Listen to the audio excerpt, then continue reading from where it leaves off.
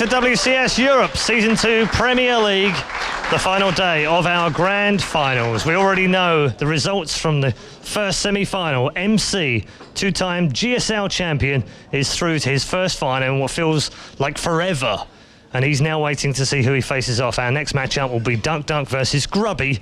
That's coming up very shortly. But before we get there, we thought we'd do something a little bit special for you and have an interview with a very special player who was here last season.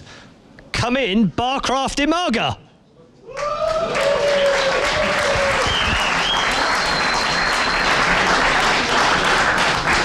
Dimaga, it's great to see you. It's great to have you on the show. I wish in some way you were here playing, but unfortunately not made it through this year. What have you thought of WCS Europe so far?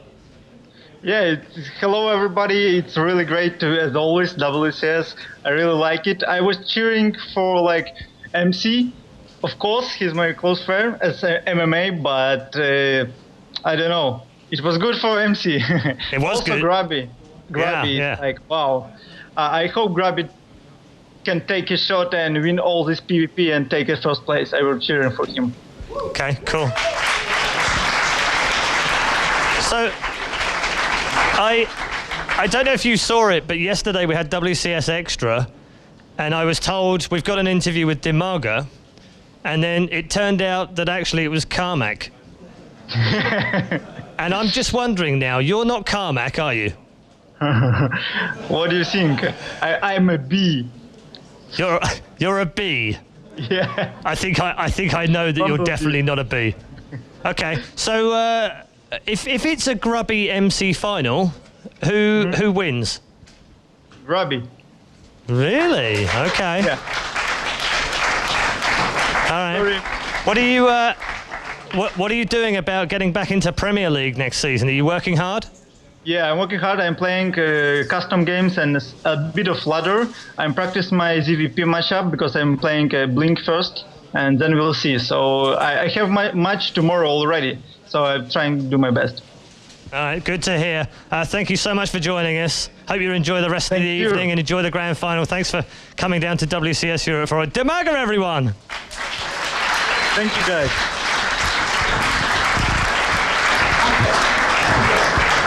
Okay, time to get back into our semi-finals. Let's show you the brackets and update you as to where we are right now. If you're just joining us, good morning, good afternoon, good evening. A time zone friendly welcome to wherever you are in the world. You are live at the WCS Europe Season 2 Premier League. And as you can see on our brackets right now, it is MC, the boss toss, who has returned to form and gone through to the grand final. Just one more match before that grand final. We'll see either duckdeok or Grubby go through. Let's see how they match up against each other. You can see all of their previous wins and losses. And I don't need to tell you where you've been. You've been here through the round of 32 and the 16 and the quarterfinals. So you don't really need that information anyway. But they do match up very interestingly. More interestingly than I can possibly convey to you, which is good news because we're actually going to chat to them. So it's time to go over for an interview. Apollo is with duckdeok. Thank you. Hello, everyone. I'm here with duckdeok right before the semi-finals. I have a couple of questions to get things ready, warmed up, so we'll begin. First question here, Minsik, is, so he's played in the Korean scene.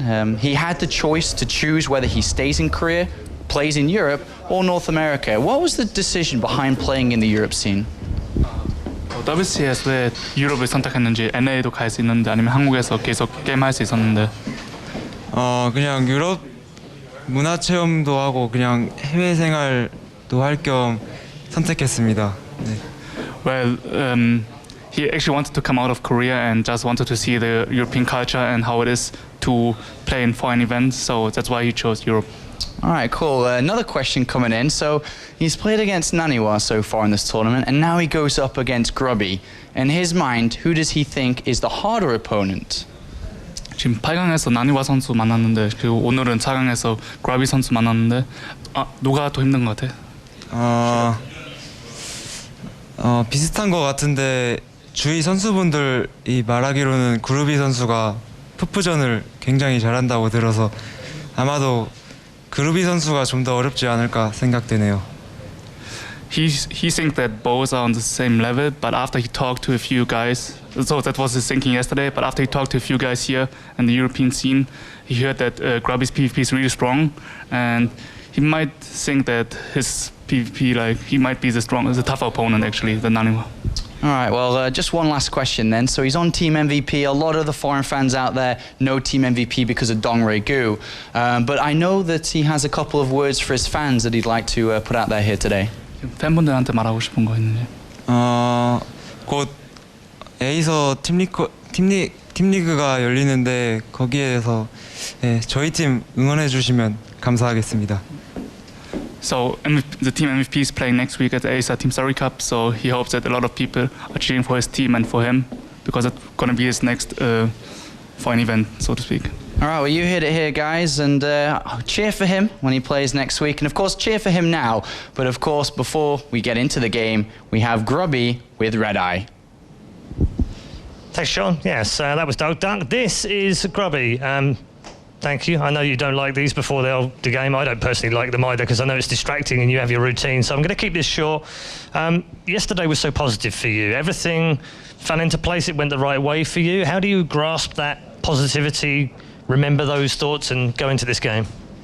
I feel like yesterday was pretty similar as today. I just had one series. So like to group it together and say everything is like, it was just one series and it was a very strong opponent. It was the best of 5. Same thing today, like I just got the best of 5 coming up now and I'm just going to do my best. Okay. MC said he wants an MC Grubby final earlier on. How do you block that out? Because you don't want to even know about that right now. You just want to focus on this game. So mentally, how do you do that? Because you've done this for so long and you've got very good at it.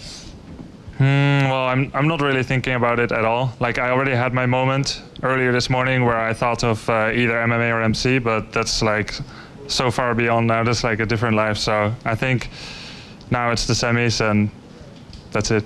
All right, well, best of luck. We'll let you go back and take your seat and Thank you. Have a great game. Okay. There's Grubby. Plenty of home support for the European, that's for sure. No shortage of the claps out there in the audience, and they're going to need to be loud and strong and boisterous for Grubby throughout this game. It's going to be a tough match for both players. They've both got positives and negatives on these two sides. It's time to go over to our commentary team to bring you this fantastic semi-final. It's Grubby versus duckdeok. Thank you very much, Paul. Welcome to the caster's desk as we now gear up for an interesting PvP, as the winner of this will go on to face another Protoss as well. So definitely that to keep in mind here. Best of 5 between Grubby and duckdeok. Both of these players, man, they need to be in a full mirror mood. They know they're going to have to play at least 2 series, well, at most 2 series today. And to be honest, going into this game here, these players, I don't think they've played each other before, but they've got to watch each other. Because now, although that wasn't very true for, I think, Grubby, like he hadn't played that many PvPs, now they've had time to really watch each other's VODs. And duckdeok, remember the series that he lost against Welmu? I remember when talking to him about this series, he kind of shook his head saying that it wasn't a real series in his opinion, like he just played kind of bad. And then when he played against Naniwa this time, he was very confident and he delivered. He completely crushed Naniwa, I think we can say it. And he looked very confident from the start. He made it happen. Now going into the match against Grubby, he did not say the same thing. So I don't know if there is an emotional attachment to this, like does he like Grubby more than anyone? That's why he's not said like he was super confident and he was going to win 3-0 maybe. But I guess he really respects Grubby. He said it. He spoke to a lot of players and they said that Grubby was stronger in mirror match. Personally, I'm not sure that's true. I know for a fact that Grubby has a very good mirror matchup, but I think these guys match up against each other. There is a little bit of mystery. Even though they might have studied each other, there is still so many possibilities because they mix it up a lot. Oh yeah, definitely. duckdeok overall, he plays very aggressive, whereas Grubby, he does a very nice mix of sometimes playing very aggressive, sometimes playing defensive, sometimes doing some semi-all-ins as well. But overall, I have to say, I think duckdeok is probably going to be the more aggressive player, in my opinion, in this series. That's not too much of a gamble there. if he goes full defensive mode, I'd be very surprised. I certainly think that you're right with that. duckdeok shown tendencies of that aggression in the past. Nuclear Precinct goes away, and then Derelict Watcher, so we are left with our 5 maps here. But this is big for both players. Very, very big indeed. It's interesting from Grubby's side of things, because if he does advance on, he's actually already, in the last 3 series against MC, beaten him every single time in the last 3 series. So if Grubby were to advance on, as MC said before, he would certainly want that rematch. And likewise for duckdeok, if he can advance on here, he can make a huge, huge name for himself. He is one of those Koreans that not a lot of people know very much about, but on this stage, could certainly put himself on the map very, very firmly. Okay, I have a very important question for you. Red City has not been vetoed.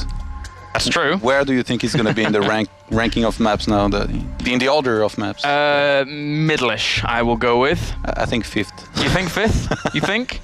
I mean, nobody picks Red City. I know. I kind of wanted to go for the gamble and just go for middle and say, you know, to hell with it. I think Red City can be a very interesting map, but since it's one of the newer maps, nobody really commits to practicing extra on this map. Since everybody mostly only ladders, so you're not going to be getting this map more often than not. So I guess it's hard to feel as comfortable on it as you would, for example, on a map that has been around much longer, like Belcher Vestige or Neo Planet.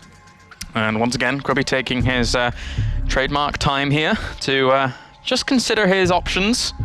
And again, why not? You should never rush an important decision. Exactly. Except when you're playing StarCraft. Then you have to. It's like, I don't have much time, just go. Yeah, he's not playing yet, so he can take his time here. You know, I explained yesterday what happened to a few people here.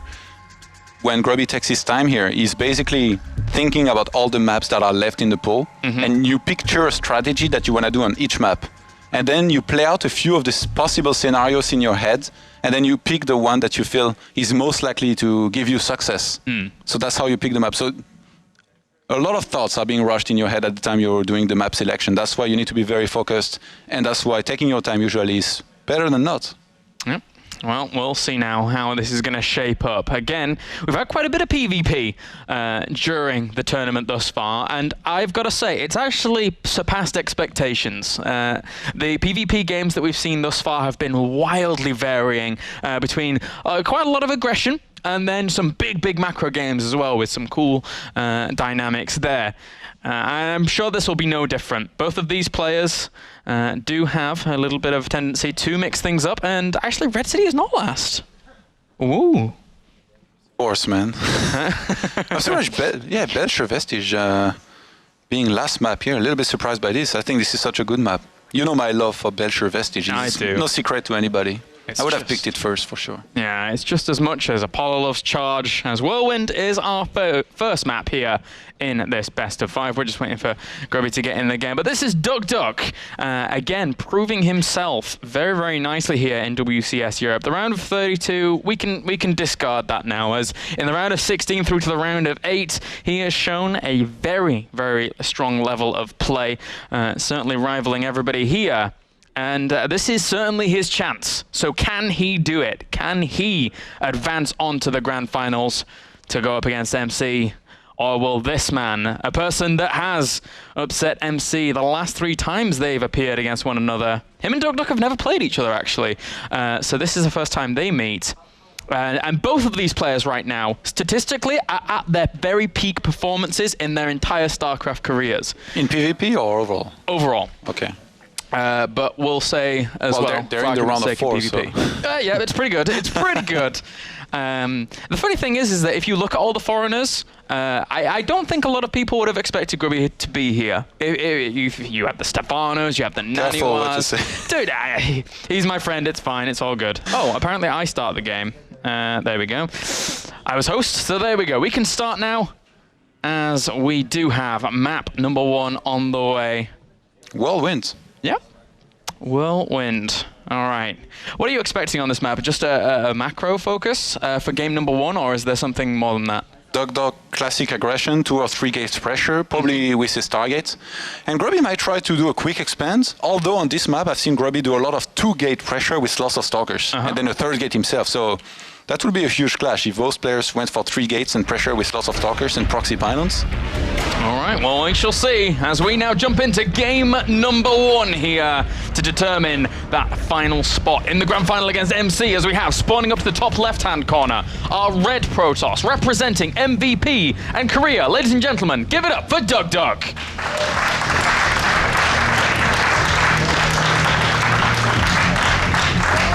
And down to the bottom right-hand corner, the final European remaining, representing the Netherlands. Give it up for Grubby.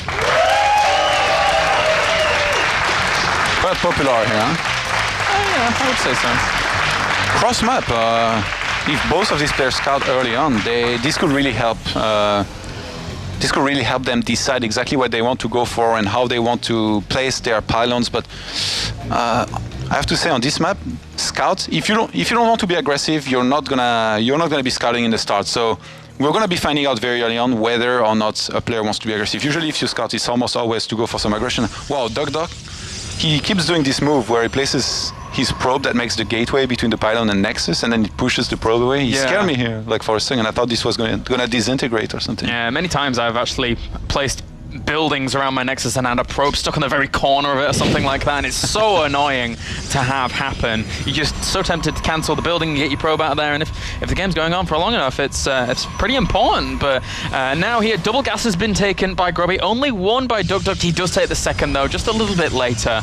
Gets that second pylon down, so nothing crazy just yet. I'm very curious as to what Grubby goes for here, because duckdeok, we know he likes aggression. He's very likely to see. He's already scouting, whereas Grubby, he knows that, so he can try to react to this in his own way. For example, he could go for a Stargate and 3 gate, and then just keep on making Phoenixes, make sure he's not up against DTs. And if duckdeok chooses to be aggressive and Grubby has lots of Stalkers and Phoenixes, he can just lift up the Stalkers, kill them, or he could go for a quick robo to make sure he's safe against Dark Templars or any kind of blink play, and then do an expansion from there with just 2 more gates or a total of 3 gates, which could be bad against some builds, but could be very good against what duckdeok might throw at him.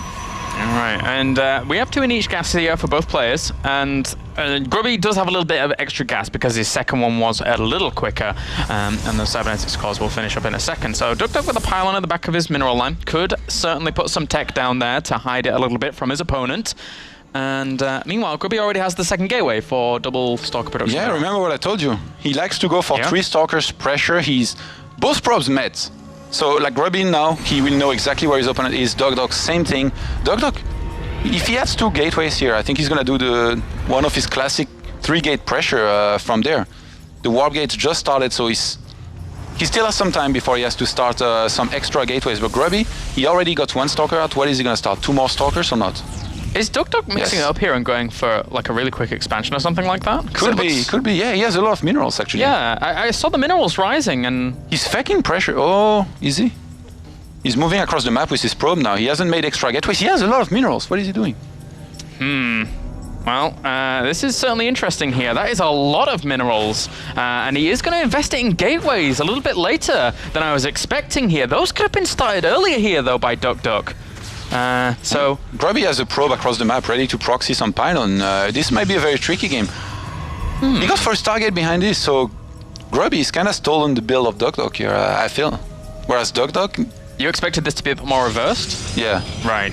Whoa! Oh, Stargate. What is... Oh. duckdeok is scouting for proxies on the top right-hand side with his stalker. I don't know why he's... Oh, I guess he saw the probe go there, and then he never saw it scout his main. So he's like, there might be something proxy there, so he's just making sure. Very, very important here. Don't want a proxy to slip through your grasp. There's a pylon in duckdeok's main. There is a pylon in his main, and it has been spotted. So it was a nice attempt, but in the end, I'm not sure it's going to work out too well. Yeah, Grubby just swapped 3 stalkers outside of duckdeok's main. He's going to head there now with those. But duckdeok, I think he's going to counter-attack. Does he warp back at home? Wait, he has 6 zealots against 2 zealots, and they're out on the field, right? There's only one of them in the main here. Oh, but those warp gates have just powered up, so he should be able to actually defeat that. There is Phoenix on the way as well, and duckdeok should be able to push this away. So it doesn't take too much damage. Lets the stalker die, but again, that pylon did die as well. This is a complete mirror match here. Both players going for the 3 gateway and the Stargate. Almost same supply, and well, both players will hold back at home. I guess it's going to come down to the Stargate units. How much damage can both of those do?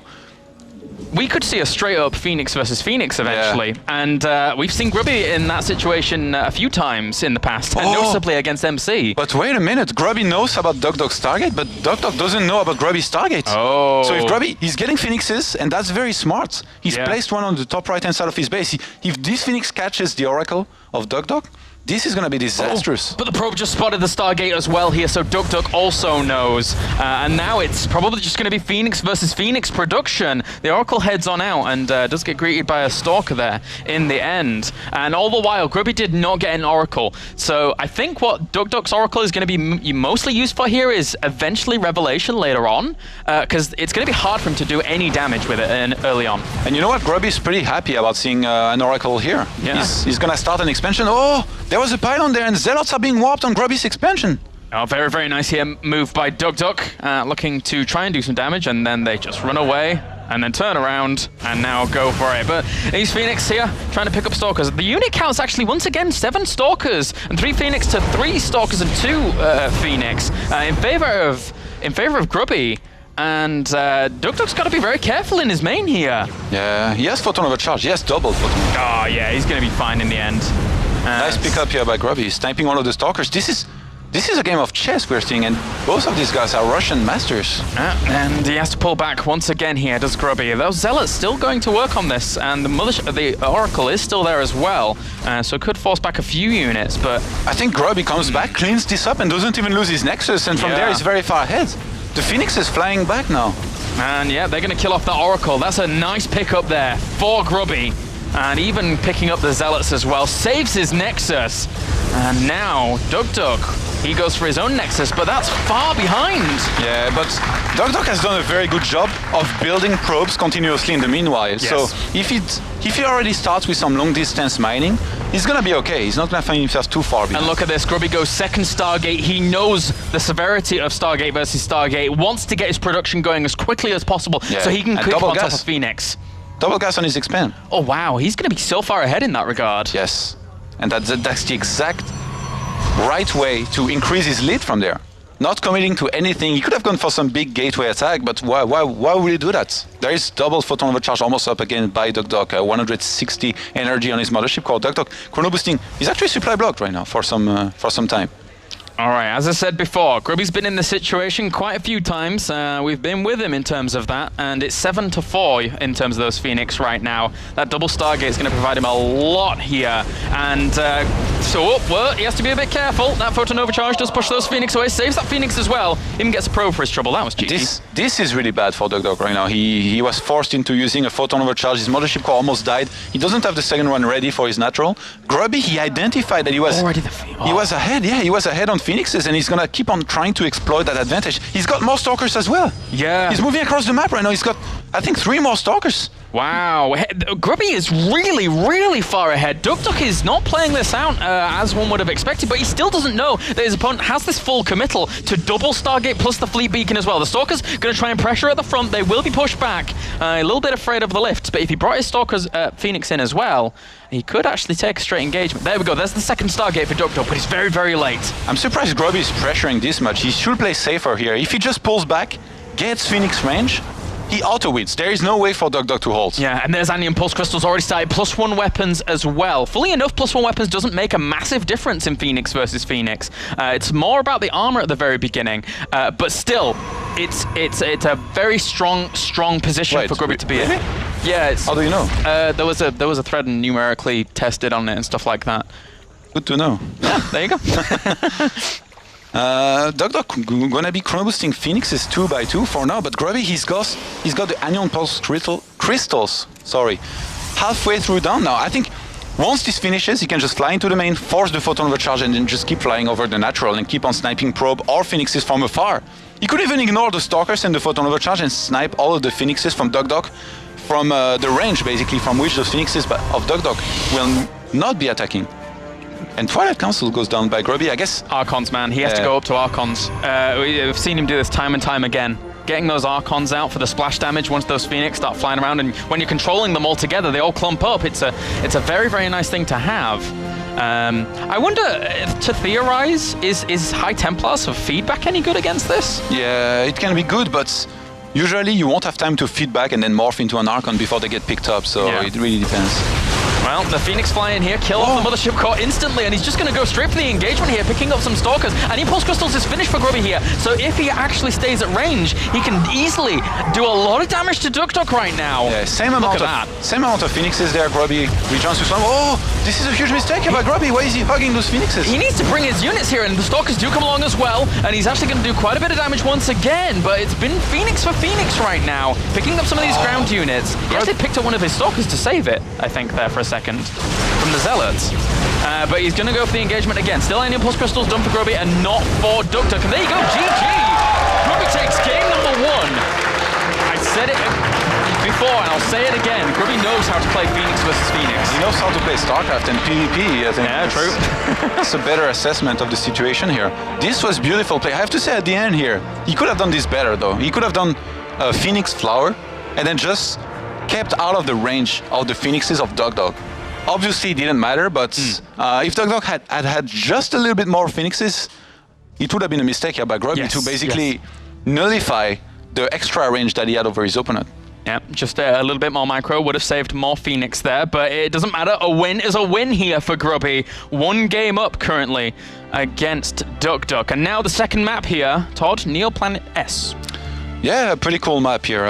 It's very common on this map to go for some kind of pressure with 2 gateways or to go for a Mothership Core rush to try and sneak in your opponent's base so that you can see what's up and then you just recall out. But yeah, lots of possibilities. Blink, not too bad, not the best either on this map. Stargate, pretty okay.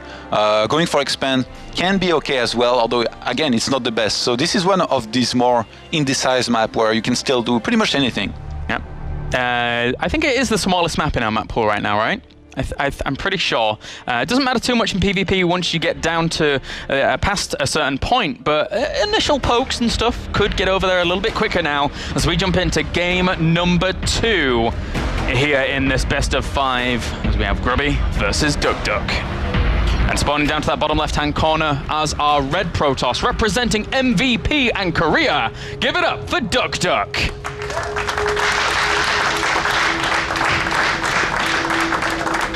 And spawning up to the top right-hand corner, our blue Protoss representing the Netherlands. Ladies and gentlemen, give it up for Grubby.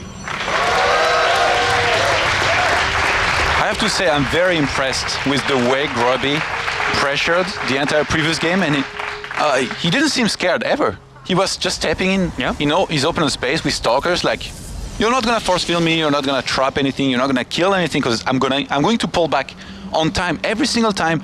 He had a 2 Phoenix lead. Do you know how quick Phoenixes die against each other? If you're wrong about a Phoenix lead and you move out, you lose your Phoenixes, you lost the game instantly. But Grubby, he identified every single part of the game correctly, and in the end, it just worked out perfectly for him. He's showing extreme confidence in this matchup against duckdeok so far. Do you agree? Yeah, certainly, and that's only going to help him even further if he actually is able to defeat duckdeok here. It's all PvP from here on out, and, well, we'll see now if Grubby can take that 2-0 lead, but we cannot put anything past duckdeok. He's already shown in PvP that he is super, super strong, and that was a bit of a more uncommon situation that both players found themselves in game number 1. Perhaps Grubby's just a little bit more practiced in that situation. Well, actually, I feel like Grubby beat duckdeok with his own style. The 3 gateway into the 3 gateway pressure into the Stargate. This is what duckdeok likes to do.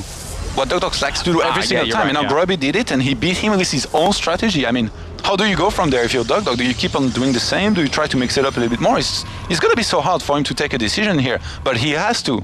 He has to make a choice for what to choose what he goes for and completely go for it. He cannot hesitate because Grubby will not.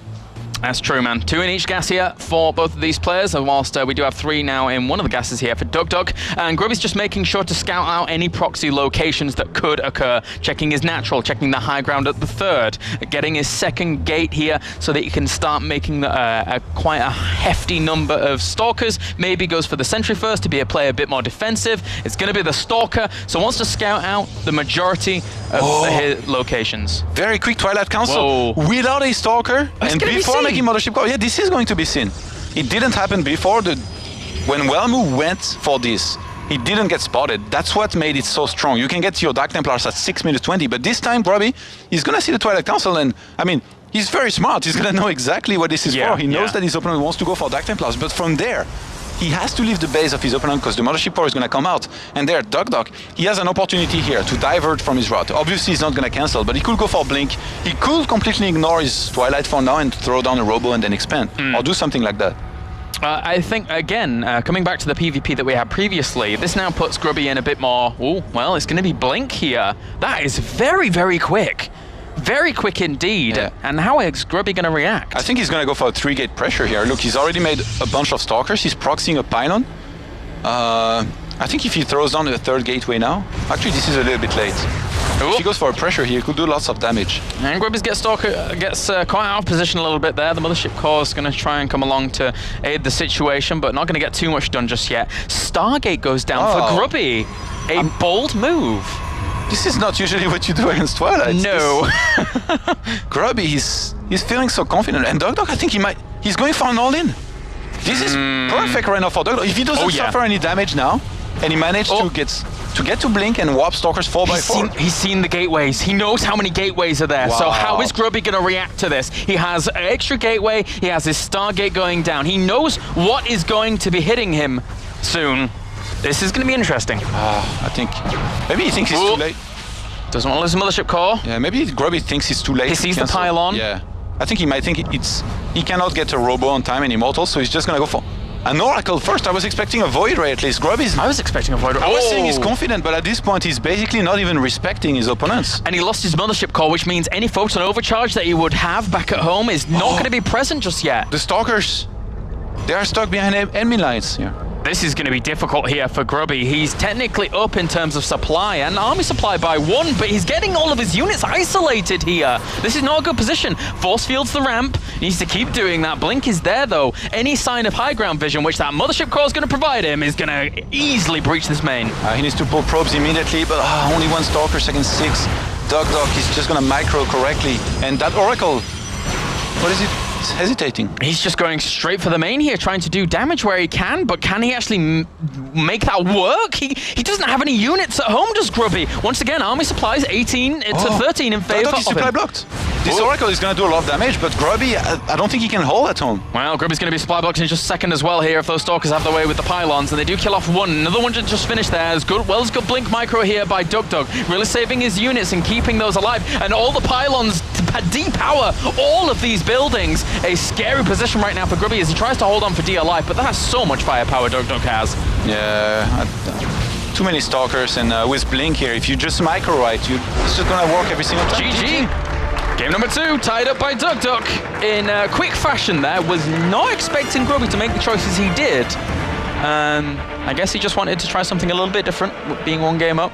Maybe he was so confident that he wanted a challenge. He saw the Twilight, he's like, all right, Stargate for you. It's like, this is PvP hard mode. I'm just going to go exactly against what you're expecting, and then doesn't work out. PvP is like that. You need to take decisions with the limited amount of information. So you have to, as much as Grubby saw the Twilight, he didn't know whether it was for Blink or Dark Templars. So from there, you need to basically decide what you're going to go for, what you're going to try to counter the most, because there is always going to be one thing that you try to focus on, but you don't have any precise information. So in this case, I'm not sure if Grubby was anticipating Dark Templars or not. Maybe he wanted to go for like double Oracle, 1 for offense and 1 for defense, and then go into a Robo later on, but it just didn't work out at all because he was against Blink. And duckdeok just cut probes with 16 on the mirrors here. All right, 1-1.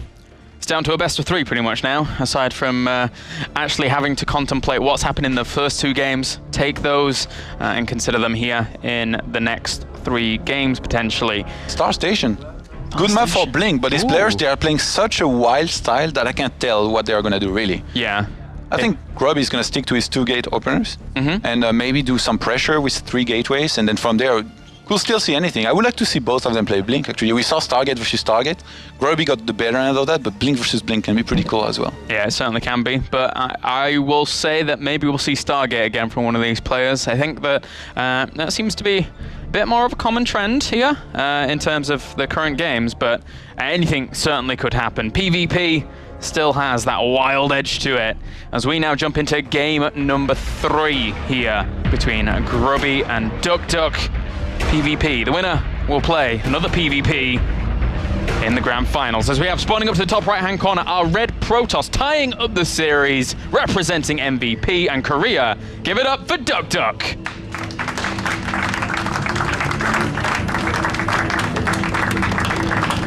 Spawning down to the bottom left-hand corner, our blue Protoss representing the Netherlands. Ladies and gents, give it up for Grubby. Representing Team Grubby as well. Team Grubby.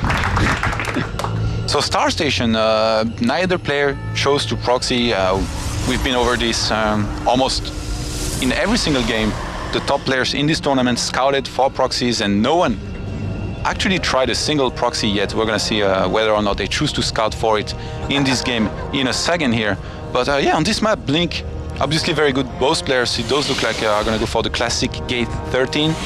And from there, I wouldn't be surprised if both of these players just go for the double gas just behind and choose what they want to do from there.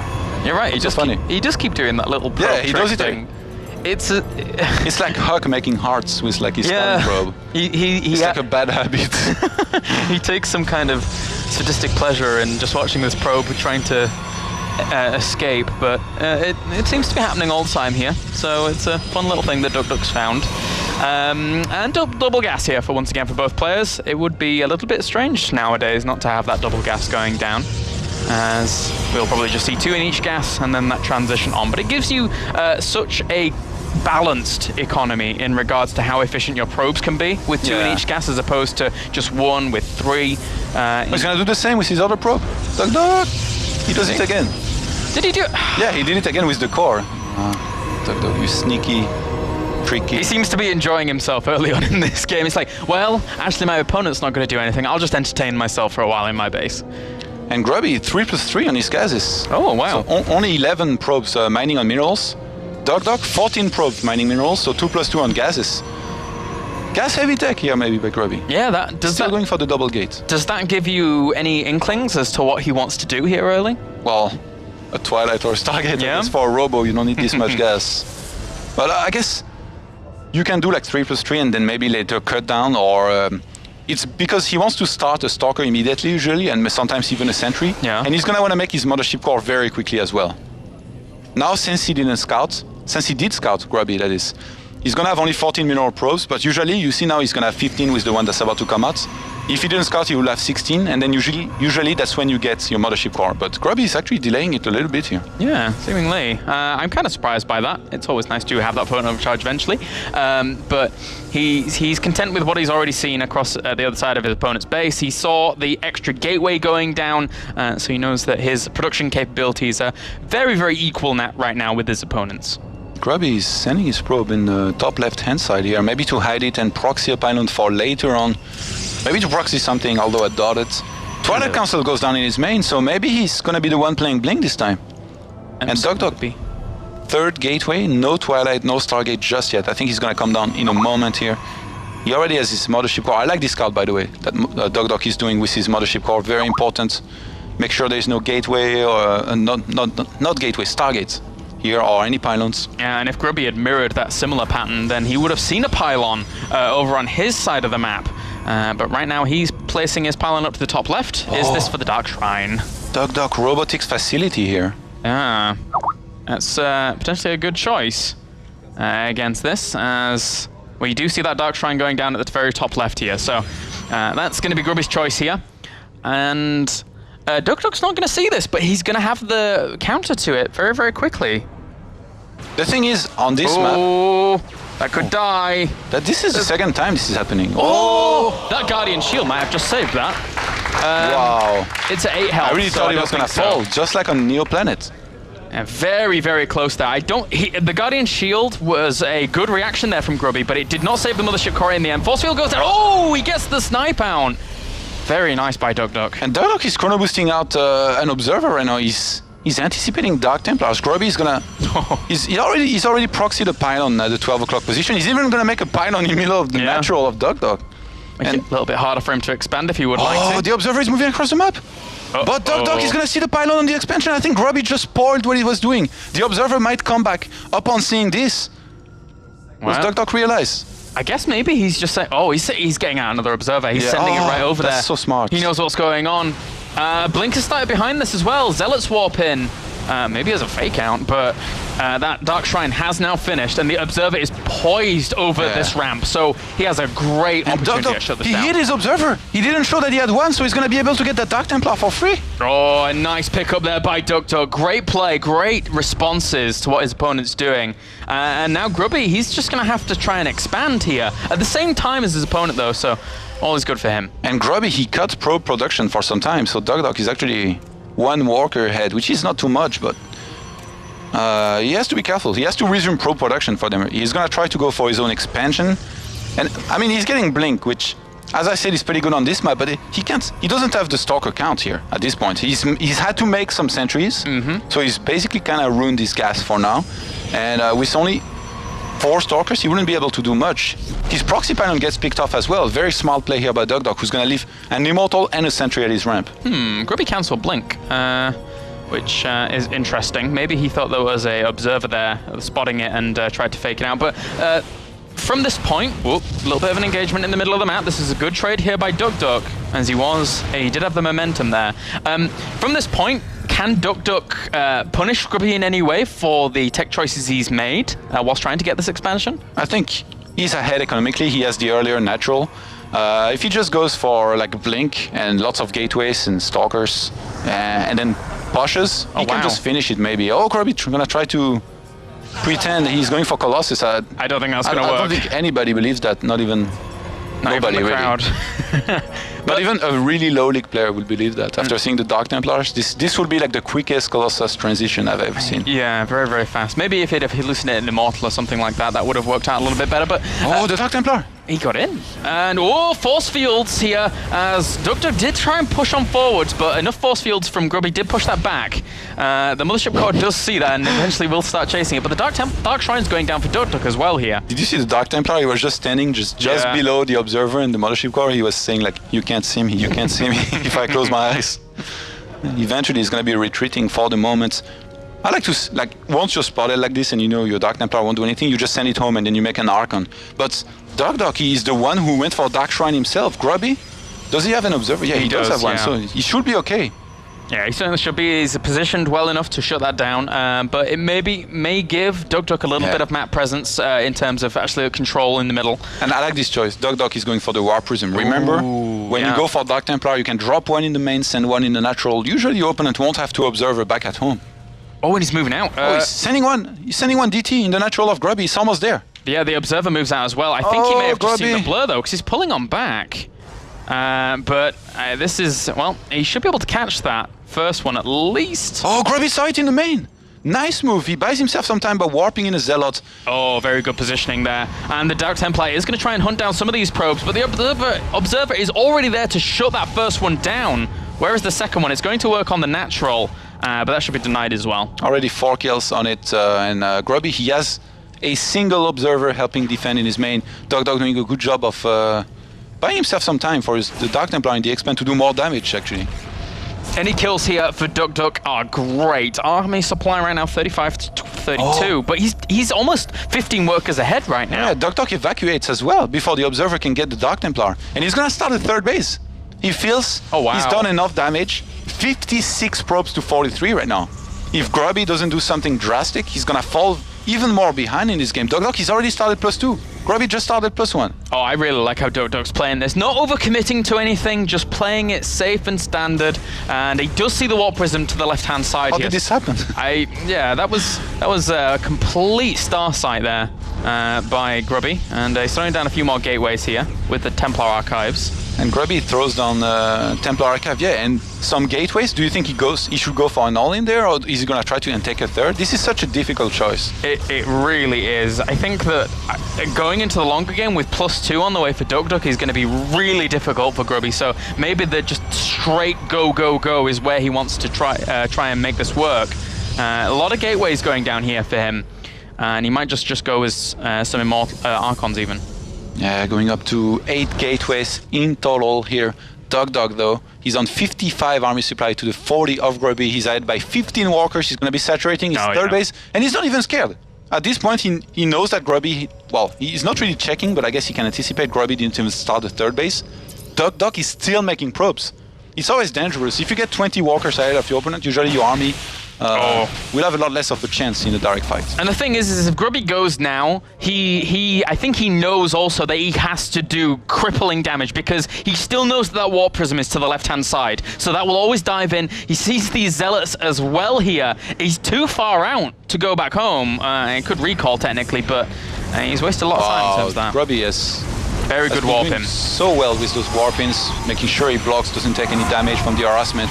And Grubby scouting with Hallucinated Phoenix right now. He's going to be able to see the third base up, fully saturated, and now he knows he's in trouble. I think either he goes for a third base or he goes for an attack. And I think he goes for the third base. He's sending a probe there. Yeah, he's going to be making a third Nexus. Yeah, especially, I mean, after scouting out what he's seen. Oh, in the main of Grubby.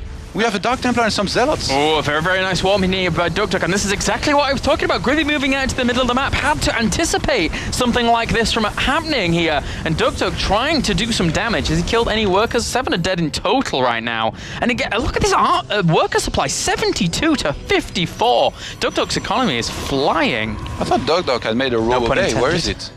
He doesn't have a row away. I was sure he was going to transition into Colossus, but actually at this point he's just getting Immortals, Zealot and Archons exclusively. Both players now are going to have charge. duckdeok, he's already started his +3 and he's moving across the map. I think he realized that he has his third base so much earlier than his opponent. Remember Whelmu versus Hazu?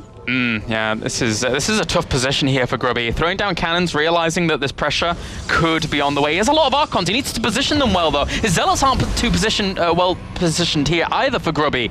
So duckdeok, God, he has so much firepower. 7 Immortals with that, but there's not too much to take the extra damage, but they still dish out a lot here. That High Templar walks forward, trying to get the feedback, doesn't get it. Time Warp, slowing down these units. Will prevent the advancement for now. Grubby's catching up in army supply. Yeah, the army supply is... Actually, Grubby's just pulled ahead on army supply here. Oh, he actually gets his Zealots to the front here, but still the Archons for duckdeok do threaten. And +3 weapons is going to finish up in a little bit. If Grubby went now and tried to push this back, he would be in an alright position. But still, it's going to be tense. It's his tournament life here. Also on the line, if he loses this game, he will be down. Well, by 1 game, this will be pretty bad, so he's going to be patient for now. And he's actually just going to go straight for the engagement here. Those Immortals could kill off those cannons very, very quickly. That would be the perfect point of focus there for them, as well as a lot of Grubby's army dying off here with the Archons all but gone. There's 2 left over to try and deal this damage that he needs to do, but the Zealots are over the other side trying to do the harassment. I don't think they're going to buy Grubby enough time. duckdeok is powering on forwards once again here with such a strong Immortal-based army and making it really hard for Grubby. Especially with the expansion going down as well. This is going to be so hard. Even the Zealots here just whacking away at one of the Stalkers at the back. These Immortals just focus down the Nexus, realizing that, that's all he has to do. Kills it off. The probes come off the line. Grubby right now really, really up against it. And duckdeok looking phenomenal. Yeah, these Immortals, they did so much damage with +3 attack and brace. duckdeok takes game number 3 here. It was really weird. Like Grubby, he caught up in army supply for a very short time here. But duckdeok, I think he was looking very closely at his forge, because as soon as +3 kicked in, he didn't wait a single second. He just went for it straight away. He didn't care about anything. He knew he was ahead by at least 1 upgrade, and he chose to finish the game. He was able to do it. Very nicely done. All right, and that means now duckdeok is 1 game away from advancing on to the finals to play against MC. You know what always happens to me in this situation? I attack, then I lose the game, and then I watch the replay. And my +3 was 20 seconds from finishing. Oh, that's not so good. Have you ever had that? I can't remember. Every game? Every game. Yeah, man, my upgrades are rubbish. They never time out properly. All right, so the Grubby stepped away to take a break here, as you are allowed to after the first 3 maps. Every single series today has been 3-1. It could be a repeat here between duckdeok and Grubby if Red City has been set. It's Red City. Panic! It's Red City, guys. What happens at Red City? Red alert. We've never seen Red alert. Uh-oh. All right. Well, We shall see in just a bit here, guys. But before we get into game number 4, we can send it over to an interview with Paul and Apollo. Thanks very much. Yeah, over here with Apollo. Been watching the games. What do you make of them so far? Oh, it started good, didn't it? I guess the main thing to say is I don't think Grubby's really used to winning the first map, and he's lost 2 in a row now. So I think he should have lost the first one and maybe would have done a bit better. Yeah, I mean, through the tournament so far, all the way through the round of 16 and round of 32 for that matter, he does seem to need to lose a map to come back and go, yeah, I've got it now, I can get back into this game. Every match that he's played through, with the exception of yesterday, it's always been 1 map difference. So always difficult when things go wrong. But let's just talk about that first map, because that was a bit weird, wasn't it? It was almost like we'd got the colours wrong on the screen and the players were actually the other way around, because that almost looked like a duck build. Yeah, I mean, Grubby studied his opponent. He watched VODs, he watched replays. He's got a friend here who's helping him out and build strategies to beat him. So game 1 pushed him in the right direction, and then things kind of fell apart. Maybe he got a little bit too confident. Maybe he was feeling like, maybe, I know Grubby says it doesn't happen, but I know that it can happen where you win game 1 and you're like, I'm going to the finals, I can just go to the finals. And you kind of get a little bit, too eager to do that. So I think for the first time now that Grubby, of course, winning the first game, equal in the second, and now losing for the first time, maybe that's the kick he needs. Yeah, that map 2 is a little bit odd. The commentary team, Kalaris and Todd, said that, it was a difficult choice, but when he saw the Twilight Council, he was like, okay, and then Stargate. Why? Yeah, I'm not too sure if he realized it was Blink or DTs, because it is difficult to tell. Usually when it's that fast, it's usually Dark Templar, and if it's Dark Templar, you're not faced with a high amount of Stalkers, therefore you don't need a Void Ray to come down. And if it was going to be Dark Templar, then the Oracle could have done wonders if it was able to do damage in the main base, maybe even come back to reveal the DT for Grubby. So I think he kind of misread into it a little bit. Usually in the European scene, players like Wellmove, they go for this fast Twilight Council, and especially because duckdeok lost to Wellmove in this tournament, he could thought that maybe that was a build being stolen, but in reality, as he found out, that wasn't the case. Yeah, a little bit of mind games going on there. Thank you very much, Sean. We're going to go back to the commentary team for map number 4. Is it duckdeok's map, or can Grubby make a comeback? We're about to find out. Thanks very much, guys. As we now have map number 4. This man needs it all here. He needs to win the next 2 games to advance onto the grand final to play against MC. Red City. Red City. We've seen very few maps on this. In the entirety of WCS Season 2, I think I've cast maybe 2 or 3 games across every single round. So we're here for what seems like the 3rd or 4th time as we now load up into map number 4. duckdeok 1 map away from advancing on to the finals to play MC. Will MC get his wish? Will Grubby take the next 2 maps?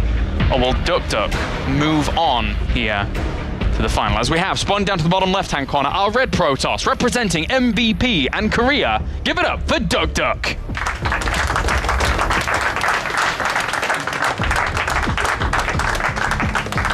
And a man who needs your cheers more than ever before, representing the Netherlands, spawning as our blue Protoss. Give it up for Grubby! Will any of these players try to fast expand for once? On Red City, man, nobody knows. What happens in Red City stays there. Again, exactly. It's panic time here. I would really like to see one of them at least try it. I think on this map it's not too bad if you play with at least 1 quick sentry. The Oz build could be pretty good. The Oz build? The sentry, then 2 stalkers, mothership core. Dude, I remember that time Oz went Nexus first and then in PvP, it's like, I'm never going to lose PvP, and he's like, I'll go Nexus first and never lose, and guess what, Oz? That doesn't work. Yeah. That was weird. It was quite suicidal to go Nexus first. I guess if you know your opponent doesn't like to scout, it can be okay. And this is a 4-players map, so we're not going to see that anyway. So let's not theorize too much. Yep, as you can see here, Adabizi showing us around Red City, because we never get to see Red City. Yeah. Yeah, but you know what? Look, there's fire. Oh wow, I didn't even know there was. There's this little like spore. There's some weird things. Because of the base. The way the base is on this map, duckdeok didn't get to do his trick with the pylon and the gates. Oh, really? I really wanted to show it to everyone. Oh, no, he didn't. Wait, he could have put his pylon a little bit differently, right? Maybe he will do it for his core. Let's watch. Oh. No. Oh, never mind. Well, duckdeok a source of entertainment here for himself on other maps. But now... Neither player scouting early on. Grubby finally going for it, but... Yeah, and he'll probably scout clockwise, so he'll scout out his opponent first. When you're researching an opponent, do you look at the scouting patterns quite avidly yourself? Yeah. Usually, I mean, you just know if they scout or if they don't scout. That's it. Like, that's where the research ends. But I guess you can check if they check for proxies also. Like if you know someone never scouts for proxies, you can maybe throw one of those in there, and then keeping guessing in the next games whether it works or not. Usually, especially if it works. Seems that Grubby wants to... Oh, wow. Hello. Grubby wants to play this out a little bit longer with that sentry to get the... Oh, and Grubby's going to see the Twilight again. Yeah, he needs to go back here and scout out the majority of this base. And this time, duckdeok still goes deep.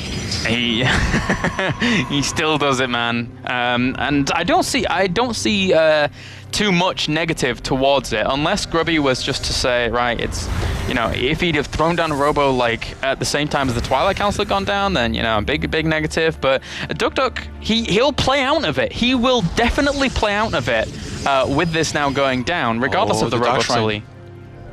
Yeah. It is time, and Grubby has gone for the robo this time. Robo is good against both Blink or Dark Shrine, so I think this is the right choice here. Definitely not gonna try any tricky play with the Stargate again. That is poor probe. It knows its fate. It does. Grubby was even delaying it. He tried to run to the corner of Red City. He was hoping that Mr. Grubby didn't know as much about Red City as everyone else does, because no one ever sees it. But no, that is not the case. And now double gateway is going to go down here for duckdeok. Look at Grubby's sentry. It's almost got 100 energy. He's got a second one, so he's going to be able to send a hallucination, make sure it's the Dark Shrine. And although duckdeok has... Oh, this is a pretty cool pylon on this map. Can just swap down the ramp, duckdeok. But yeah, Grubby's going to be able to see this on time. He has to be careful, though, to make sure he force fields the ramp on time if he does not get his observer. You know, since he has the sentries and at least one force field, he's going for the Immortal first, which I think is good, but there is no room for mistakes here. If a Dark Templar gets in, it's going to do a lot of damage. He's going to lose a lot of mining time, maybe even some probes. So Grubby has to look. I'm going to watch with his vision. Yeah, I'm doing that as well. I always do that when Dark Templars are on the way. Well, he's keeping good eyes on that ramp here. He sees the blur. He has to see that blur on his vision. Gonna force field at the last second. There we go. Nicely done. And no, he does. Well, you don't even need to look if there is a Dark Shrine or not at this point. Yep. Oh, is there a Dark Shrine? That was just 3 observers, Todd. Nothing else. Don't worry. And whoop. And the observer's about to pop. Alright, it did pop, and there you go. Does push that away. Even the time warp here. It's just for good measure. But I guess Grubby, he almost has another time warp done. I guess he's going to be getting the photon overcharge in time. He's not going to be dying anytime soon. duckdeok, does he commit to an attack from there? He's warping in some Zealots and one sentry back at home, and he's getting a robo himself. The thing is, duckdeok, he has 2 proxy pylons that are probably going to die upon Grubby finally wanting to move out and snipe those. And I kind of like how Grubby did that in terms of, you mentioned it, he went for the Immortal first, he knew the particular timings on things, and just eking out that Immortal early means now that his army is exceedingly strong. Yeah. Whereas most people would have just gone, I need the Observer, quick, now. So very, very acute timings here from Grubby. Oh, and the 2 Dark Templars who are left just above this. A little bit surprised by that. Oh, he's gonna send one of those duckdeok playing with fire here. Grubby's gonna see it with his observer, but his army is out of position. He needs to warp something in his base. He's just got the second observer. This is bad. You should never let this happen. Now, this Dark Templar, even if it doesn't get any kill, as long as it can prevent some mining time, but duckdeok is trying to evacuate. I'm surprised. He should have just gone for the mineral line. Yeah, it certainly buys him quite a lot of time here for Grubby, and it's... Oh, come on. This is where the probe went. Don't you learn? I don't think he's gonna fall for it, guys. Oh, look, he kills it. Well, oh, and duckdeok goes for the hidden expand. Oh, hello. I think he knows he's behind at this point. He wants to try something special. He's not going to try to just take his natural, camp with some sentries and use a photon overcharge. But look at Grubby. He has a pylon on the way. If probes are transferred to the top left-hand side, Grubby's going to be aware of that. He can just send some units there and... Unless these 2 Stalkers come along and kill the pylon. Okay. Sad times. Thanks, Skydaris. I'm so sorry. It was just queued up. And, well, how many Immortals do we have? We have 2 out right now for Grubby, with a 3rd on the way, with a 2nd one coming out for duckdeok as well. So, with this... Look at the Phoenix, the hallucinated Phoenix just above the army of duckdeok. Finally, those fall after the sentry attacked it for about 5 minutes. Grubby, he has to know he's far ahead from there. He can just play standard, make sure he doesn't make too many mistakes, and Photon Cannon going in his mineral line. He knows there's the possibility of Dark Templars being dropped. There's two things I have to ask. One is, does Grubby eventually scout out the natural and say, why is there no natural here? And then be like, what is going on? And then the second one is, I forgot, so never ban the second one. No, I think, yeah, Grubby is going to try to scout. duckdeok, what he should do is make his natural now and let Grubby believe that he's super far ahead. He is ahead, but duckdeok, he has the heal and expand. This is the only ace he has. Phoenix is going to the expansion. That Phoenix is going to the expansion. That hallucinated Phoenix, does it run out before it gets there? Or it's going to run out? Yeah. Did he see probes? But you know, No. Grubby has to know something's up. This is like MC versus MMA on Whirlwind. MC, by the amounts of units he saw. Oh, Grubby's going to send a Colossus, actually. Okay. How did this just expire? I guess it was there for a while and he was using it as defense. Oh, he's sending another Phoenix. I think this one, where is it queued? Is it going to expire before? No, I don't think so. I think he's going to save it. I think he gets there, yeah. This is big here. It certainly is. Grubby being able to scout out this base eventually is going to be very, very nice for him, especially if duckdeok takes a natural now, and then he sends another hallucination over there, sees that being taken at the same time as he sees this. That's a huge investment here for duckdeok, who feels he's behind and is trying to take risks, trying to take the gamble. Yeah, he's not far behind on supply right now. Grubby going to be able to see that base, and he saw it, but he cannot do anything about it until at least like in whole minutes where he will have proxy the pylon and warped in something. He could go for a warp prism as well, but he wants to be continuously producing units out of his robo, which are Colossus or Immortals, but never mind, he's getting a warp prism instead. He wants to make sure he gets there and he can get enough units there to be able to snipe this base and shut it down. 5 Immortals right now against 2. The first Colossus did pop, but it does not have Thermal Lance just yet. And Grubby moving into a position of assault. He sees that there is no Thermal Lance done just yet. So those Immortals right now have the same range as that Colossus, making that Colossus very, very vulnerable indeed. You know, Grubby, he has to be careful. If he gets force fielded here, he has no Archons, no Colossus as well. He's got the Templar Archives about to morph in, so he could warp in some High Templars over the other side and make it a little bit easier for himself. But he has no pylon. You're right. He does have a Warp Prism, though. Yeah, but I think this is going to take care of the hidden base. Yeah, I think he just goes up there, kills that off, and then sits outside his opponent's base for now for a while. And then he's going to be hunky-dory from... Actually, this is... How did duckdeok do this? He's rebuilt himself back. Oh, Grubby forgetting his mothership core recall! Uh-oh. Oh, this is really bad. And he starts the Stargate behind this. You know what, duckdeok, he has double Colossus here, so Grubby, he's gonna need some Archons right now. He has no time. He needs to make sure he can break force fields, but duckdeok, there is a lot of tiny chokes on this map. That's pretty much all this is. What do you think about this expansion for Grubby? Do you think he really needs this right now? No, he doesn't. He should be massing on 2 bases, making sure he doesn't die to this Colossus right now. There's still no Archon. Oh, no, catches one Stalker and there, no Photon Overcharge. Yeah, he's going to try and get an Archon right now. Those Immortals move forwards, but those force fields are really preventing a lot of Grubby's army from moving forwards. These 2 Colossi could kill Grubby off here if he's not careful, but the Immortals are still alive. The Archon needs to be in right now. Yeah, but double time warp up by duckdeok.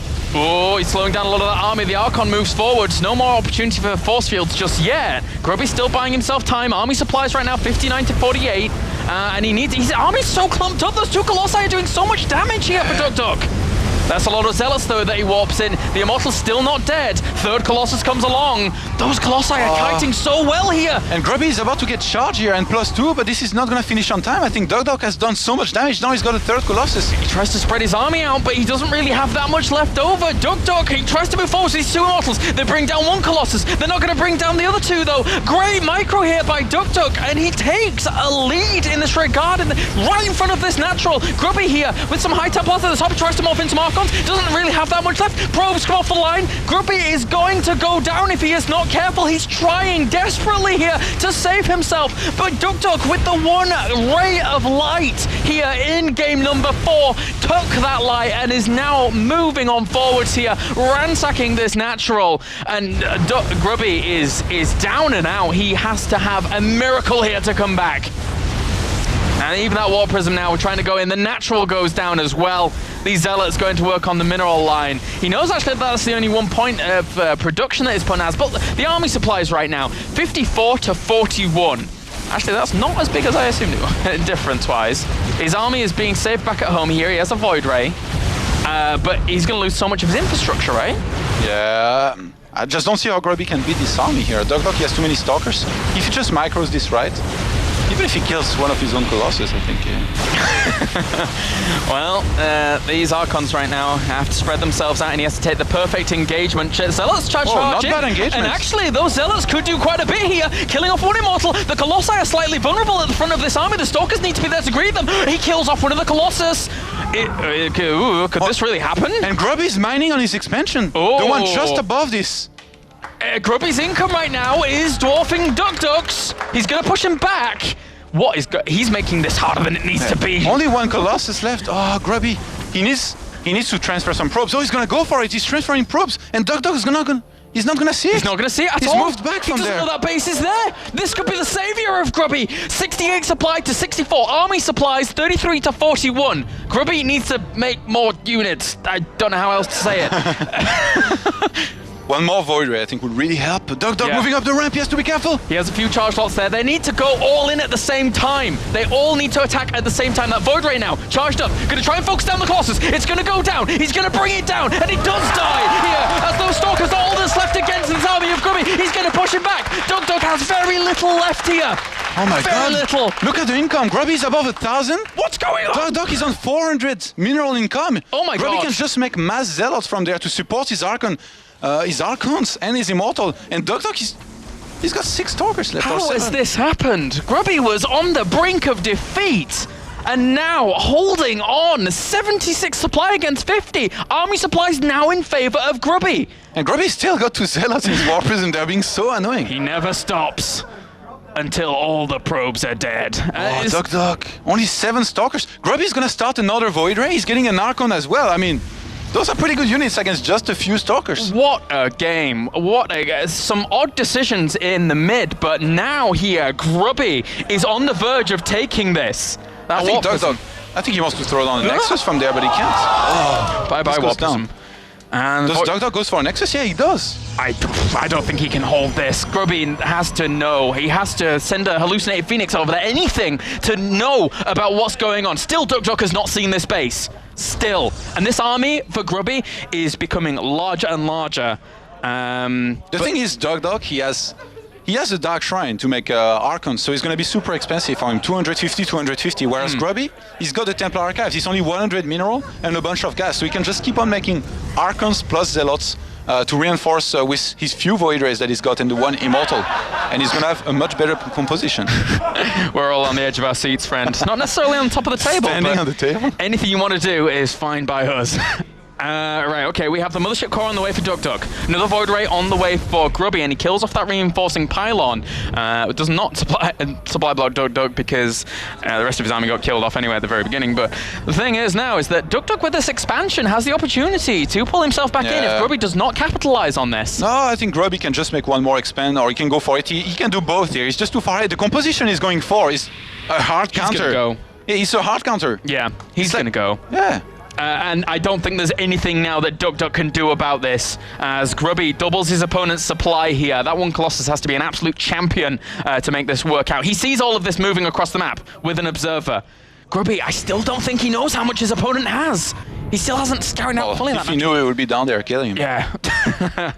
And he sees the observer, so killing that off is a nice little choice. And duckdeok is thinking right now, oh lord, how do I hold this? Uh-oh. Where's Grubby taking down some rocks? All right, he saw the army, partially. He saw the majority of it, and his army's still bigger. 66 army supply to 37. And Grubby is playing this so smart behind it. He's getting a robo. He's making sure he doesn't die to Dark Templars. Because I guess he has some observer out on the map, but you know, when behind, you can try some crazy things that sometimes will work. Grubby does not want to leave anything to chance here. And he's going to try and just go for concave here. Photon overcharge those Void Rays. They're going to just charge on in. They actually charge up right now and actually just taking down that Colossus. Grubby is going to tie up the series here in 2-2. And as he just ransacks the natural once again, what a turn of events here in the very last moments. The Nexus goes down. Grubby 94 supplied to 27. GG. Game on! The crowd goes wild. Match number 5 is on the way here. determine who moves on to the final to play MC. So best of one. Best of one. If I follow what you said earlier. He hasn't won yet, and the crowd's going crazy. He's won their hearts, that's for sure. He's won their hearts, man. This game. I don't know, Grubby was in a very good lead, and then just by neglecting getting at least one Archon out on the map, he didn't get either Colossus or Archons. You need to get at least one of those to break force fields, or force fields are going to crush you. And that's what almost happened here. Finale, he attacked, he force fielded nicely the army of Grubby, and in the end, that third base, which seemed like a mistake at the time, it was the saving grace for Grubby because he transferred walkers there, and he managed to rebuild his economy a little bit, and just with the clutch hold back at home, I mean, when I saw these Stalkers plus 2 Colossus, I really didn't think that Grubby's Zealots plus like 1 Immortal and 2 Archons could do anything to it, but in the end, moving up the ramp, it was just a really bad position for duckdeok to fight in, and in the end, I guess losing his Mothership Core was a huge mistake as well, because imagine Time Warp against Archons, Zealots, and Immortals. You make them very slow, and then Colossus are very happy. Yeah, that's true, man. It's interesting. Maybe that's why we don't see Red City that much, because you just get weird games. But that was on the edge, my friend. Thinking of it, actually, I've played some very long games and super sick games on this map. All right. Maybe it should be like... Maybe we should see more pre-decided first map. You can't video it. You're not allowed. We'll just see every game on Red City. They just remove the map pool, every game's on Red City. It's like, but we don't want that. Anyway, the last map is on Belshir Vestige. What a map to end this on. Very good. The map it was supposed to start on. The map it was... Yeah, not too bad. Belshir is a very cool map. I don't want to say too much because I know Grubby is not in his seat right now, so don't want to affect too much talking about the strategies and stuff. I might make him lose focus. I might say something is good, and he does it, and he's like, oh my god, it's Todd's fault in the interview. That will be the worst feeling. If Grubby advances on, as I said before, the last 3 times he's met MC, it's been a victory for Grubby. Grubby versus MC, what a dream finals. Oh, it will be good. But duckdeok here, on the other hand, is doing very, very well for himself. We cannot take that away from him, as he has fought tooth and nail, just absolute back and forth. As I said before, that was his one opportunity in that game to do damage, and he did it. Yeah. I would argue that Grubby allowed him to do it. In terms of the Nexus. He recognized his timing with his Colossus. Both players were doing a lot of scouting with those hallucinated Phoenixes, and in the end, duckdeok, he recognized he was not up yet against any kind of Colossus or Archon. And even if there was, he can time warp, he can snipe those units, well, Archon at least, not Colossus, he can snipe these Archons in priority, and then from there he can just force field. If you force field, you're golden if you have Colossus shooting from afar. Yeah. And I'm so shocked that Grubby actually managed to come back after the mistake of losing everything at his expand. I would have left. Well, the thing is that I was like, does he really need a Nexus? And then I was like, by the end of the game, yeah, he kind of needed that Nexus, right? If that Nexus hadn't been there, it would have been kind of bad. Yeah. But anyway, it was a double-edged sword here, I guess, as we are still just waiting for Grubby to get back for this final game. And I can understand that there was a little bit of time there that he wanted to take to settle himself, as he is now back for game number 5. Is Grubby going to advance? It's too hard to tell, I think, right now. Yeah, Belshir Vestige, anything can happen. We've seen some quick games, we've seen some long games, but overall, the opener's very important. Like, Nobody opened the quick expand really in all of the PvPs that we've seen this tournament almost ever, and when they did, it went pretty bad for them most of the time, at least from the round of 8. We saw Wellmu put it off. On Belshir Vestige here, I wonder how likely it is that we might see one of the players try to expand. If we look at the previous games, it seems quite unlikely, and opening like double gate pressure for Grubby would be the standard. duckdeok, maybe 1 or 2 gate, and then into some Stargates, into anything, but in the previous game, going for the Robo, I think it was a good choice by duckdeok, but just like the way things went, somehow he started falling behind and almost made it happen, but in the end, Grubby, he just, I don't know how he pulled this off. It's a crazy game there in game number 4. Now, loading has begun, Todd, for game number 5. As we get right into it, one final map to decide who goes on to the grand final to play against SKMC on Belshir Vestige. Let's jump right on in. As we have, spawning down to the bottom right-hand corner, our red Protoss, representing MVP and Korea. Give it up for duckdeok.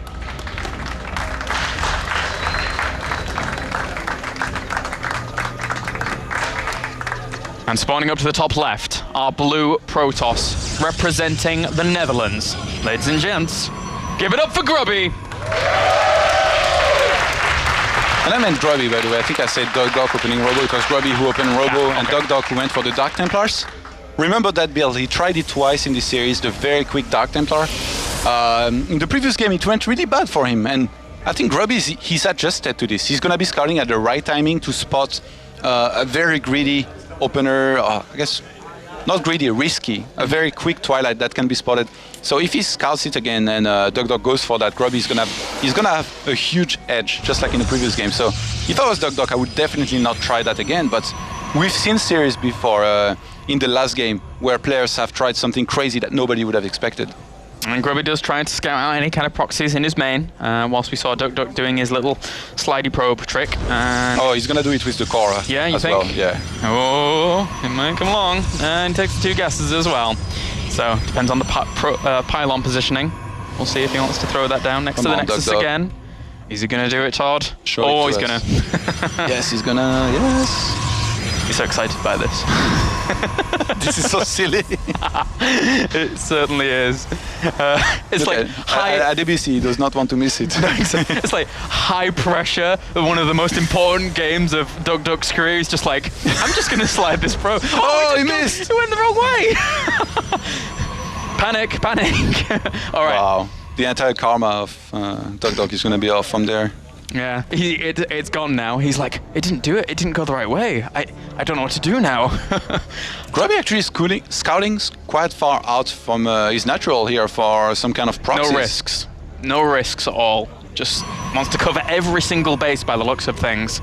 Quite literally. And this seems to be the trend for Grubby, going for double gas, putting 3+3, but then still not going for any kind of very quick Stargate or Twilight. He still goes for double gate. Sentry first. The Oz build. Ooh. It's coming back. And I want to see an expand. If Grubby goes for a quick expansion, I'm going to be so happy here. But Stargate for duckdeok, which would not be bad at all against an expansion. The thing is, you will need to scout, and then there is many type of Stargates. Could be just harassment out of 1 into expansion. We've seen him do this against Naniwa. Remember Stargate against quick, or Stargate into quick Robo with just one gateway, which can be, Grubby saw it. Grubby did see it. duckdeok keeps starting his tech before making a Stalker or Mothership Core. He's like, I actually don't care what you see, I'm just going to win. But you know, this is really good for Grubby. He has completely figured this out. Yeah. The strength of this build that Grubby is doing right now, the host build, you get the sentry first, it builds up on energy, and then you send an hallucination across the map to scout exactly what your opponent is doing. But now Grubby, he's already seen his up against the Stargates.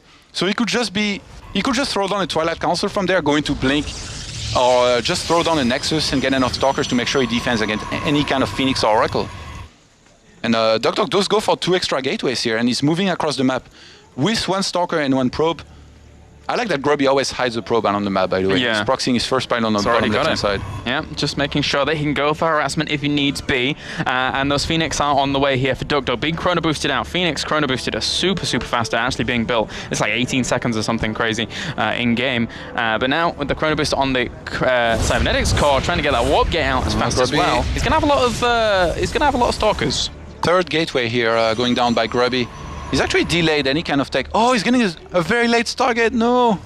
I think this is pretty bad. You don't like this? Yeah, you're never going to catch up on the Phoenix count here. Grubby, I don't understand his decision here. I guess, I don't know, really. Like, since nothing came to his main, like usually with Phoenixes, you will start harassing from the start. Grubby might be thinking that there is an Oracle out on the map or something, and he wants to get a Phoenix to make sure he can defend it. And then he hopes, because remember, duckdeok versus Naniwa, we saw different things. Like sometimes he can go for an Oracle into quick tech into something else. Yeah. So maybe Grubby is thinking about those games, and he thinks that duckdeok will go into Robo behind this, in which case going for his own Stargate would be great. So do you think here that Grubby will be better not using the Stargate at all?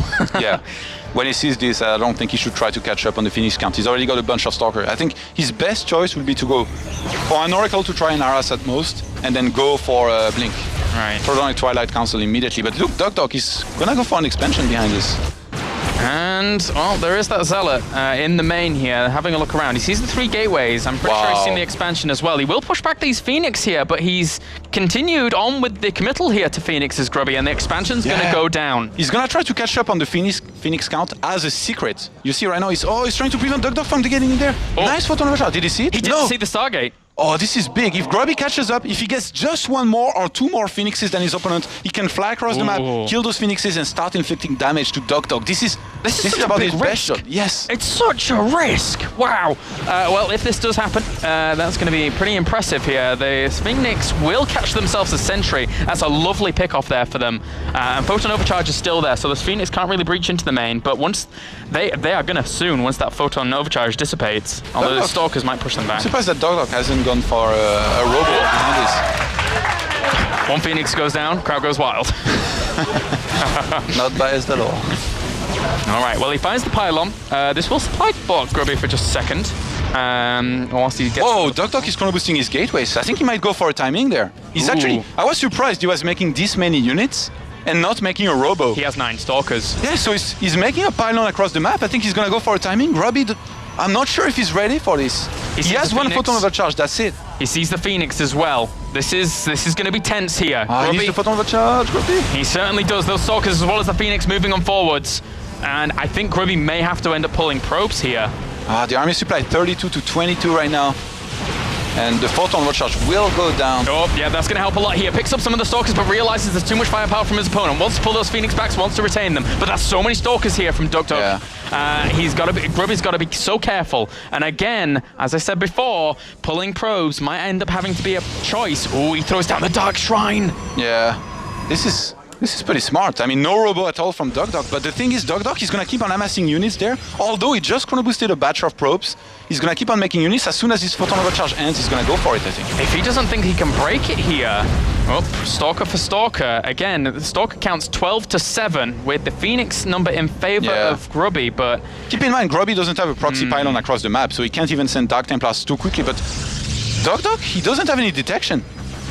And the Stalkers here now with that Photon Overcharge going down. Going to try and move in here to do some damage to this Nexus. Every little moment this Nexus takes damage is 1 step further and further towards duckdeok actually taking a huge lead here. The Stalkers are amassing and out of numbers here. The Dark Shrine is not done just yet. He picks up some more Stalkers here to try and hold this off. Zealots move forward. He pulls off the probes as well. The Stalkers very, very high in counts here. 14 against 4. Duckdeok is doing so much damage. Grubby is about to get Dark Templars, but he doesn't have a pylon across the map. He's going to be able to defend there, but that's going to give enough time to duckdeok to get detection. A great pickup there once again, killing off Stalker after Stalker. Not that many Phoenix left here. That Dark Templar warps in. That might be able to push this back, but the Nexus is almost certainly going to die if duckdeok just turns around and kills that off. He's chasing down the Stalkers as well. Grubby is in between a rock and a hard place, and behind this duckdeok starts an Oracle, starts a Robo facility, kills off the Nexus. duckdeok marching into the main here just to do whatever damage he can. Photon Overcharge, will it be enough? I don't think so. He can even just focus down the Nexus if he wants. He can focus down anything at this point, and he's going to do huge damage as duckdeok, killing off probe after probe. This final game, what an odd one. But now, duckdeok here. Well, there's 1 Dark Templar moving across the map, but duckdeok's just going to keep the Oracle back home for the Envision. Yeah, I think he's done it here. Grubby's supply, I mean, he doesn't have much left. He's got 12 probes against 42. And that Dark Templar has indeed been spotted. The Photon Overcharge finishes him off with the Envision. And that 1 Dark Templar as well as a few Zealots just chasing on back here for Grubby, as there isn't much left here for the remaining European against duckdeok, who is playing out a phenomenal PvP series to advance on to the finals. He's 72 supply against 30, adding on more gateways, adding on the Immortals, knowing that that is just the perfect opportunity for him to just power on forwards once again for a final time here and eliminate Grubby. Grubby's going to go for a final attack, but I mean, it's 2 Zealots, 1 Dark Templar, and 2 Stalkers. He pulled a miracle in the previous game, but this looks difficult. This does not look good here. And they're just going to move forwards here, but the vision is provided. There you go, GG, well played, and duckdeok will advance on to the grand finals here. Grubby gracious in defeat, but a huge step forwards here for MVP duckdeok. What an opportunity for him now to claim a spot as the WCS Europe champion. Great play. Yeah, I have to say, I'm putting myself in Grubby's shoes and thinking of what he could have done better. And I think maybe letting his expansion die when the photon recharge finished and having a pylon across the map would have allowed him to maybe win this. But this was so difficult. duckdeok, I did not expect this move out of him. Even observing the game, I had a hard time believing he was just going to for an attack with mass stalkers out of 3 gateways, no tech at all, and some phoenixes. And he just walked out for him. All right, and yeah, that does that for the semi-finals. duckdeok advances on to play against MC. MC hoping for Grubby, but he doesn't get his wish. He's going to have to compete against another Korean here, which is, I think, depending on how it goes, I mean, it's PvP, anything could happen here. It's going to be a difficult one for them. But now we can go for an interview with Mr. Redeye and duckdeok. Yes, thanks, Kalamis. With duckdeok, congratulations, well played. You are through to the grand final of WCS Europe. Is that absolutely everything you could have dreamed of when you came to Europe? 또 유럽 오기 전에 아마 여기 결승까지 올라가는지 자신 있었는지 생각했는지. 유럽 오기 전에는 8강 안에만 들자는 생각으로 와서 결승까지 온다고는 생각도 못했어요. Before he came to Europe to play the WCS, he thought, okay, if I make it to a round of 8, then I'm fine, then I'm good. But he never thought of making it to the finals. Well, you have made it to the finals. You have killed off so many big European names. Does it worry you do you care now that you play MC, who's possibly the biggest name there is right now? 이때까지 유럽 선수들, 정말 유명한 유럽 선수들 다 이기고 올라왔는데 지금 결승에서 장문철 선수 만날 건데 그거 어떤지? 겁나진 않고 그냥 좋은 경기 했으면 좋겠네요. He's not afraid of MC and he just hopes that they're going to show good games. Okay, well played. One final question. You are going off to the end of season finals as well. Just how well do you think you can do against the likes of Maru and all the other great players that are going to come in from Korea and from America as well? 지금 WCS 시즌 파이널 때 가잖아. 한 2주 후에. 그래서 거기서 얼마나 잘할 수 있는지 뭐 4강, 8강 우승. 그래도 저는 반반이라고 모든 선수들이 다 승리할 확률은 50%라고 생각하기 때문에 우승도 가능할 수 있다고 믿고 있습니다. He thinks that every player at the finals has a 50-50 chance of winning.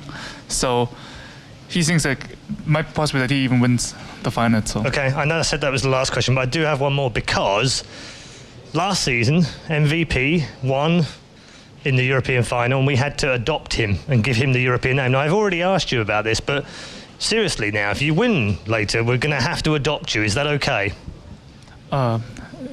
정은이 작년에 우승하고 나서 독일 이름 하나 줬잖아.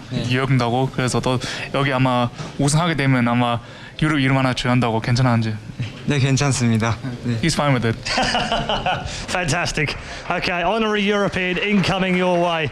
Congratulations, duckdeok. He has made the grand final. It's an all-Korean lineup in the WCS Europe Season 2. It'll be MC versus duckdeok. Here's Sean. Thank you, Redeye, and here I am once again on my beautiful screen of knowledge, where we're going to be looking at some analysis from that series. We'll be jumping into it in a couple of moments' time, or now. Now's fine.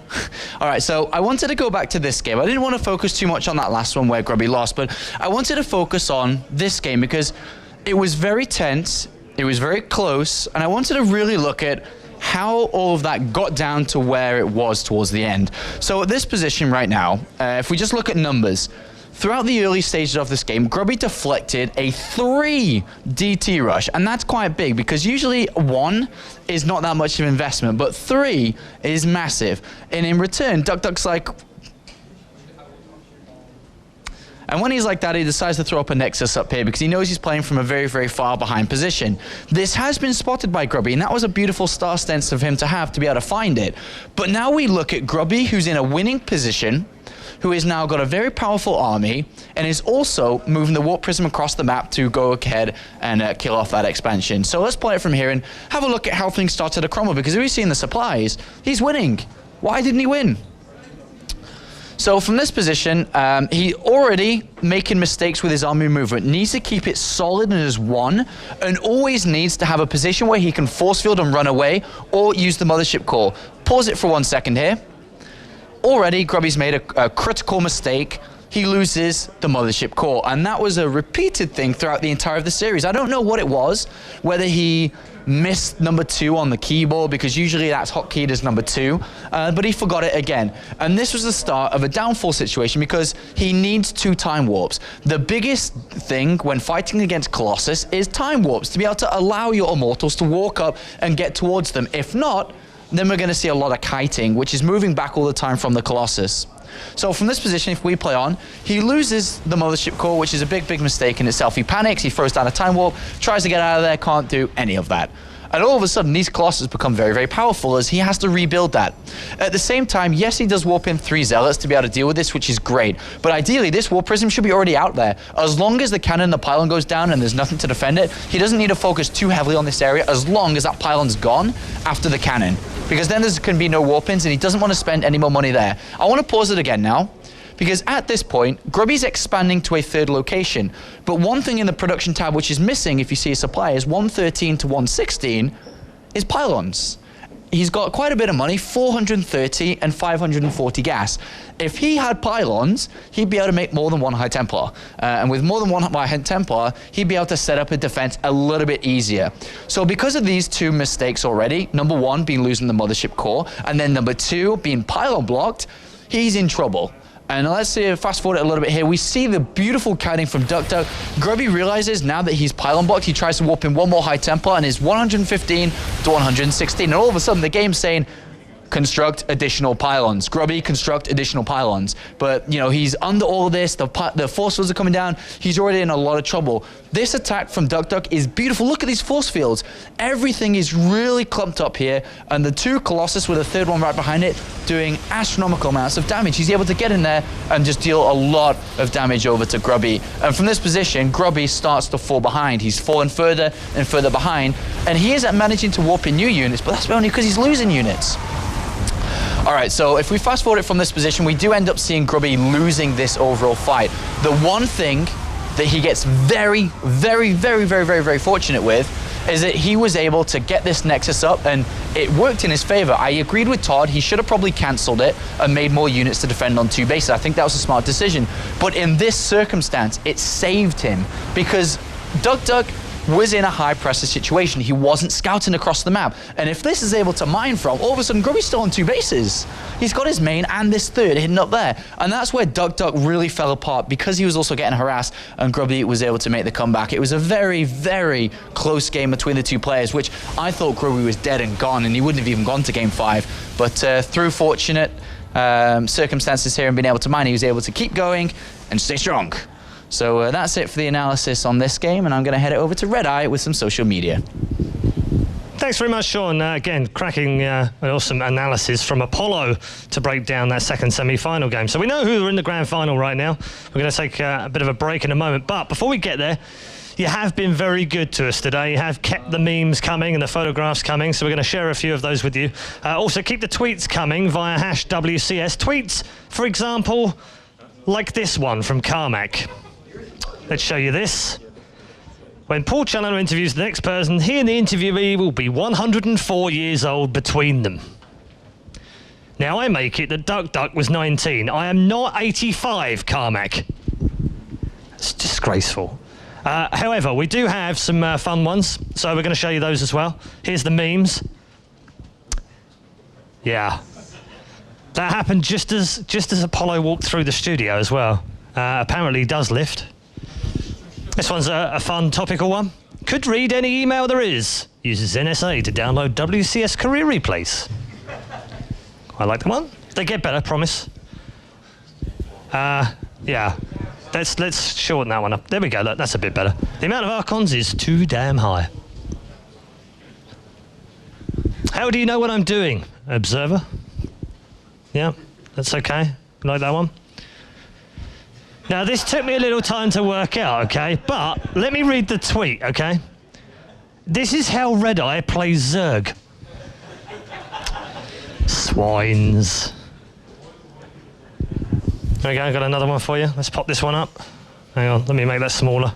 There you go, high-level Protoss. Accessible build order notes. Everything you need to know in there. That's an old one. I've seen that one before somewhere. Here we go. I don't always give out prizes, but when I do, I drop them like a medivac. Yeah, they're never getting old, those ones. I love this one. So earlier on, we saw 3 screens. Well, it's been outdone. 7 screens, 7 streams. He's actually got every language on every single stream in there as well. That's hardcore. What I really want to know is how the hell can you afford 7 screens? It's incredible. I'm also going to leave you with this one. I love this one. Use awesome Naniwa WCS build. Get destroyed before 5-minute mark on bronze. Yeah, how many of us have done that in the past? I know I have. Todd says, hey, you should do this, this, and this. And I go, that sounds brilliant. I'm going to do that. How did I get killed?